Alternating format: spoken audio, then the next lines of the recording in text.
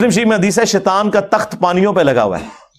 شام کے وقت سارے چیلے آ کے اسے رپورٹ کرتے ہیں، آج فلاں گناہ کرایا، فلاں سے چوری کروا دی، فلاں سے فلاں کام کروایا. خوش نہیں ہوتا. ایک چیلا آگے کہتا ہے آج میں نے میاں بیوی کے درمیان جدائی کروا دی ہے، تو شیطان اسے گلے لگا کے ملتا ہے اور کہتا ہے تو نے اصل کام کیا ہے. جس نبی کی یہ تعلیمات ہوں اس کے ماننے والے روٹی صحیح نہ پکنے پر، سالن میں نمک کم ہونے کے اوپر غصہ کھا کے طلاق دیں، تو لعنت ہے پھر ایسے لوگوں کے اوپر جو اپنے نبی کی تعلیمات کو پش دکھائے بیٹھے ہوئے.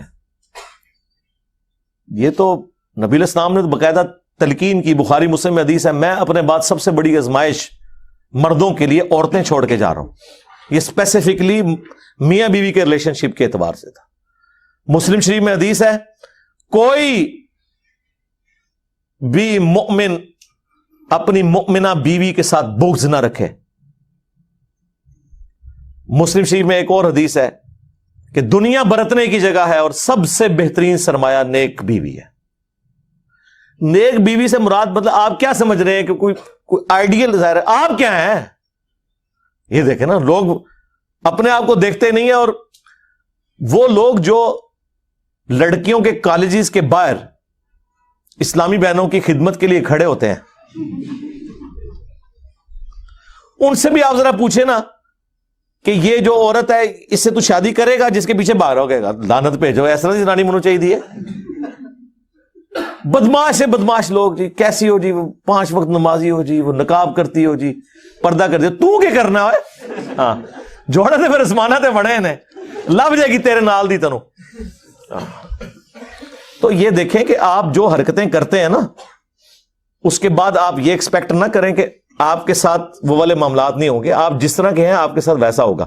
کوئی ایکسیپشن بھی ہو سکتی ہے لیکن اوورآل یہ جو قرآن کا رول ہے نا کہ نیک مردوں کے لیے نیک عورتیں ہیں، بدکار کے لیے یہ رول ہے. ویسے آپ کو بظاہر نظر نہیں آ رہا ہوتا لیکن میں آپ کو بتاؤں یہ جو جوڑے بنے ہوئے ہیں نا اور اتنی کامیاب زندگی گزار رہے ہوتے ہیں ان میں واقعی کوئی کامن چیزیں ایسی ہوتی ہیں کہ جس کی وجہ سے وہ اکٹھے اپنے ساتھ زندگی گزار رہے ہوتے ہیں. برائی میں ہو یا اچائی میں ہو یہ الگ بات ہے. یہ اللہ نے کوئی حالات و واقعات ایسے بنائے ہوئے ہیں. تو ان معاملات کو خوش اسلوبی کے ساتھ، میں کہتا ہوں جی شادی شدہ مرد کا کام ہی کوئی نہیں کہ اس کی زبان پہ کبھی طلاق کا لفظ بھی آئے. یہ سمجھ لیں طلاق کو آپ ایکویلنٹ کر لیں شرک کے، کہ یہ آپ نے تصور بھی نہیں کبھی کرنا. یار آپ کو کیسے سمجھایا جائے ابو داؤد کی اس حدیث کے اندر کیا درد ہے کہ اللہ کو سب سے ناپسند حلال چیزوں میں طلاق ہے. ابھی کتنی کنٹراڈکٹری سٹیٹمنٹ ہے بظاہر، لیکن میں ایکسپلور کرتا ہوں اسے. سب سے ناپسند طلاق ہے. اس سے اللہ تعالیٰ کی ناراضگی کا ذرا اندازہ کر لیں. اور لیکن ساتھ کا حلال، حلال اس لیے کہا کہ بعض اوقات جینون ضرورت پڑ جاتی ہے. کوئی مرد ایسا ہے جس کے ساتھ کوئی میڈیکل ایشو ایسا ہو گیا ہے اور دھوکے سے شادی کروا دی ہے، اور مرد ہے ہی نہیں تھا، تو ظاہر اب طلاق والا معاملہ ہوگا.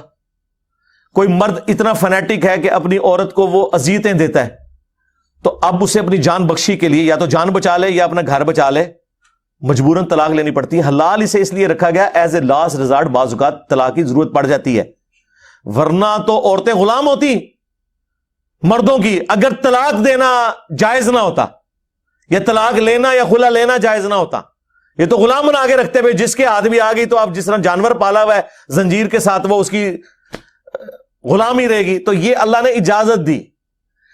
اس سے مراد یہ نہیں ہے کہ جو ناجائز طلاقیں دی جا رہی ہیں وہ اللہ تعالیٰ نے ان کو حلال قرار دیا ہوا ہے، نہیں. جامعہ ترمذی میں حدیث ہے جس عورت نے بغیر وجہ کے طلاق لی جنت کی خوشبو بھی نہیں پائے گی. اسے وائس ورثہ بھی کر لیں. ہاں یہ نہ سمجھے کہ یہ عورت کے لیے ہے. یہ نہیں ہے کہ قرآن میں جتنے مردوں کے لیے سیکھے آئے ہیں تو عورتیں مبرہ ہیں اس سے. ایک ورسٹ کیس کو ڈسکس کیا جاتا ہے اور باقی چیزیں انڈرسٹوڈ ہوتی ہیں. تو مرد و عورت کا ریلیشن شپ یہ بہت غیر معمولی ہے. جامعہ ترمذی میں حدیث ہے تم نے کوئی بھی محبت کرنے والے دو میاں بیوی سے بڑھ کے نہیں دیکھے ہوں گے. یہ ایک ایسا پاکیزہ رشتہ اللہ تعالیٰ نے رکھ دیا. قرآن میں اللہ نے فرمایا سکون رکھا ہے میاں بیوی میں ایک دوسرے کے لیے. پھر اللہ تعالیٰ نے فرمایا ایک دوسرے کا لباس ہے. یہ جو ڈراموں میں یہ جو مرد عورت آپ کو دکھائے جا رہے ہیں نا، یہ ڈرامے لگائے ہوئے ہیں، ڈرامے میں ہی ہے اور کیا ہے، ریئل میں تو نہیں ہے یہ سارا معاملہ اس طریقے سے جو وہ آپ کو جس طرح ایک عجیب و غریب قسم کے جہان میں داخل کر دیتے ہیں۔ یہ ایک بڑا متبرک رشتہ ہے جس کو اللہ تعالیٰ نے اپنے انبیاء کرام کی سنت ٹھہرایا، اور پوری آئلی زندگی سورۃ البقرہ میں اللہ نے ڈسکس کی ہے کس لیول پہ جا کے، صرف یہ بتانے کے لیے کہ اللہ کے نزدیک یہ کتنی اہمیت کی چیز ہے۔ اس لیے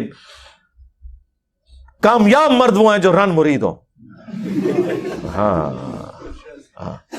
اور غصہ آئے تو نہ نکالیں، خود نکل جائیں۔ یار مولا علی اور سیدہ فاطمہ کی جب لڑائی ہوئی ہے، بخاری مسلم میں آیا ہے، تو حضرت علی گھر سے نکل گئے۔ یہ ہے تربیت۔ ظاہر ہے مولا علی کی پرورش نبی الاسلام نے کی تھی، تو جب کبھی بیوی پہ غصہ آئے تو یہ جو کتنے ظالم قسم کے مرد اور ساسیں ہیں، وہ عورتوں کو پورا پورا دن گلی میں باہر کھڑا رکھتے ہیں۔ آج کے زمانے میں بھی ایسے لوگ کر رہے ہیں، جبکہ حضرت علی علیہ السلام کا اختلاف ہوا ہے۔ یہ چھوڑ دیں غلطی فاطمہ کی تھی یا علی کی، یہ تو سیکنڈری چیز ہے۔ حضرت علی ڈومیننٹ ہونے کے باوجود شیر خدا، تو اڈے ورگا کوئی بزدل مرد نہیں، شیر خدا ہو کے گھر سے باہر نکل گئے۔ کیوں؟ اس کی وجہ یہی ہے کہ اس رشتے کو آپ نے اسی طریقے سے نبھانا ہے۔ وہ جو بخاری مسلم میں حدیث ہے، نبی علیہ السلام اپنی بیویوں سے 1 مہینے کے لیے ناراض ہو گئے تھے اور گھر کی چھت پہ شفٹ ہو گئے تھے، ایلا کیا تھا آپ نے، اور پھر آیات نازل ہوئیں۔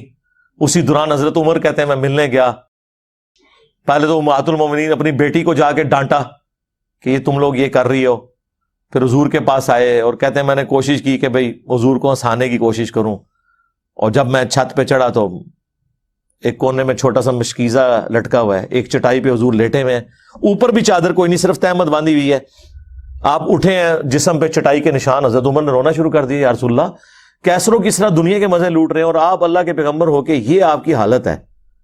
آپ نے فرمایا لگتا ہے عمر ابھی بھی دنیا کی حقیقت تم پہ نہیں کھلی، کیا تم اس پہ راضی نہیں ہو کہ کیسروں کس طرح دنیا کے مزے لوٹیں اور ہم آخرت کی سعادت؟ پھر سرکار حضرت عمر کا قبلہ ایسا صحیح ہوا ہے کہ نہ حرام کھایا نہ کھانے دیا کسی کو۔ اس طرح سٹرکٹ مینجمنٹ انہوں نے رکھی ہے اپنے دور میں۔